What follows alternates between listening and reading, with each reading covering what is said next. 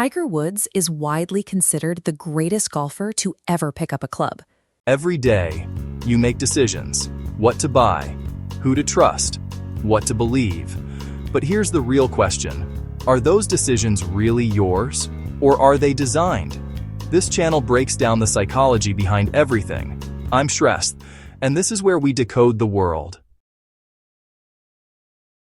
When you watch him play, surrounded by tens of thousands of screaming fans, it is incredibly easy to believe he was simply born with a gift. We love that idea. It is comforting to think that world-shaking success is just a genetic lottery. If you aren't born a prodigy, you're off the hook. The real story behind Tiger's dominance is darker than a lucky roll of the genetic dice. It is a story of a psychological experiment that began before Tiger could even read. The reality starts when Tiger was just 2 years old and his father Earl put a golf club in his hands. Earl was a former US Army Green Beret, a special forces soldier specifically trained in psychological warfare. Tiger was the output of a calculated manufacturing process, one that shifts the focus from natural biology to a deliberate psychological build. Earl used everything he learned in the military to build his son into a machine. That construction happened in total isolation, hitting ball after ball on quiet, empty driving ranges. Except Earl made sure it was never actually quiet. Right in the middle of Tiger's swing, Earl would aggressively jingle coins in his pocket. He would cough loudly. He would intentionally drop a heavy golf bag onto the concrete. Then he escalated the tactics. As Tiger brought the club down, Earl would step in close and whisper targeted, cutting remarks. He engineered these moments specifically to shatter his son's focus at the worst possible second.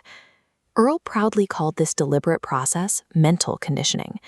Tiger, looking back on it in interviews years later, called it torture.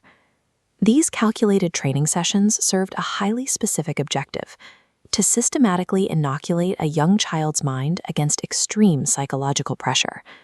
The results were undeniable. By the time Tiger was 11 years old, he was routinely destroying grown adults in local tournaments. But there were no celebrations after those victories. Earl would sit his son down and say, "Good, now let's find your weaknesses." That led to Earl's strictest rule. If Tiger couldn't hit a specific shot correctly, he was not allowed to leave the course. It didn't matter if there were tears. It didn't matter if his hands were shaking. He stayed until the mechanics were automatic. This chart illustrates Anders Ericsson's framework of deliberate practice. Normal practice is just a comfortable, repeating loop. Deliberate practice requires total concentration, immediate feedback, and working exclusively on failure points. Earl made Tiger practice the specific shots that scared him most. Earl's harsh parenting was a highly precise curriculum. He was executing an extreme, real-world application of the exact psychological mechanism required to engineer a genius. Pacing quickened slightly. When Tiger turned professional at 20 years old, the public thought they were watching magic. They missed the math. By 20, Tiger had already accumulated more hours of intentional, pressure-tested suffering than most veteran golfers experience in an entire career. That is the dividing line. Everyone puts in practice time, but true champions single out the exact exercises that hurt them the most.